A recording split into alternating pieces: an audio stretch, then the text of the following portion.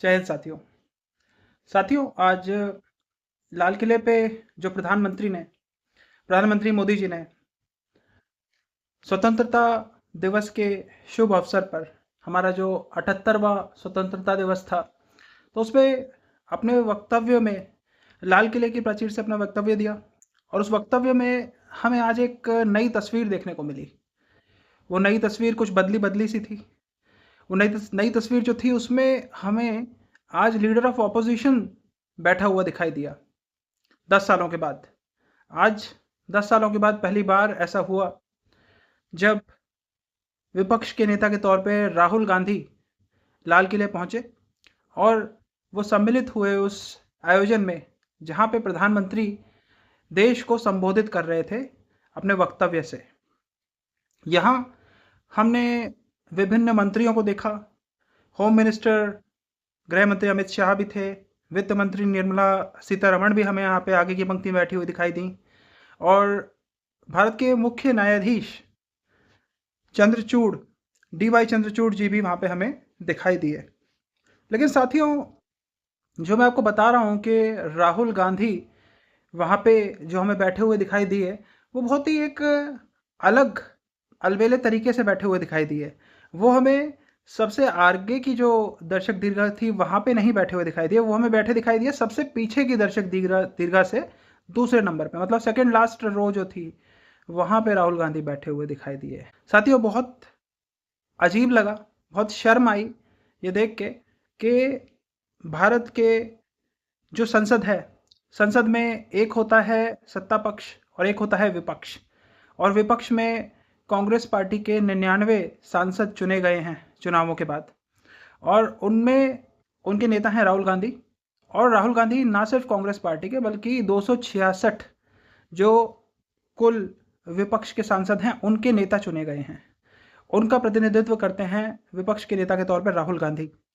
और वो व्यक्ति जो नेता प्रतिपक्ष विपक्ष का नेता है लोकसभा में, उसकी जो रैंक है, उसका जो हायरकी में पोजीशन है, वो एक कैबिनेट मंत्री के बराबर है।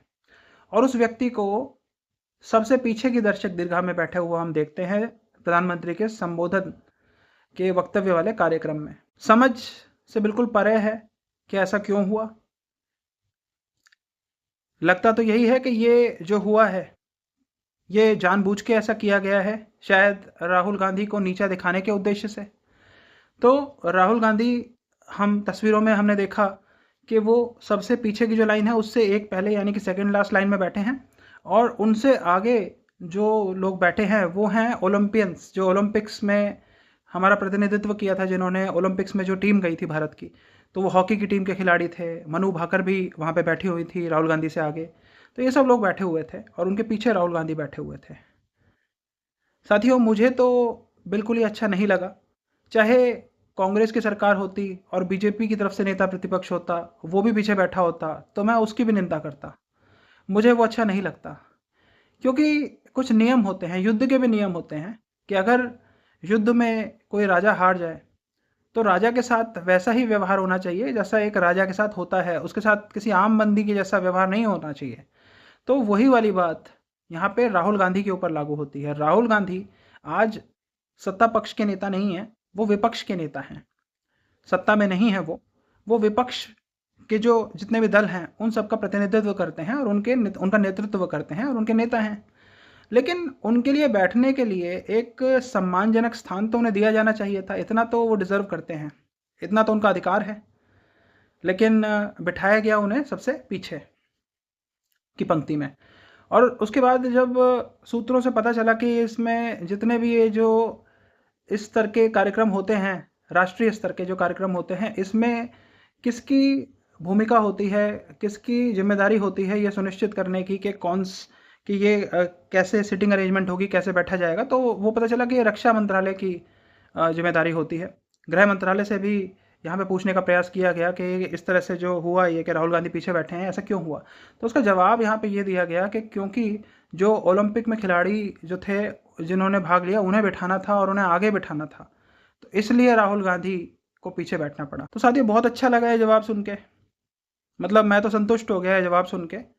आपको कैसा लगा आप ज़रूर साझा करिएगा। मुझे तो लगता है कि ये देश के लिए, हमारे लोकतंत्र के लिए एक शर्म करने वाली बात है, शर्मसार होने वाली बात है। आपके इस पे क्या विचार हैं? अवश्य साझा करिएगा। जय हिंद।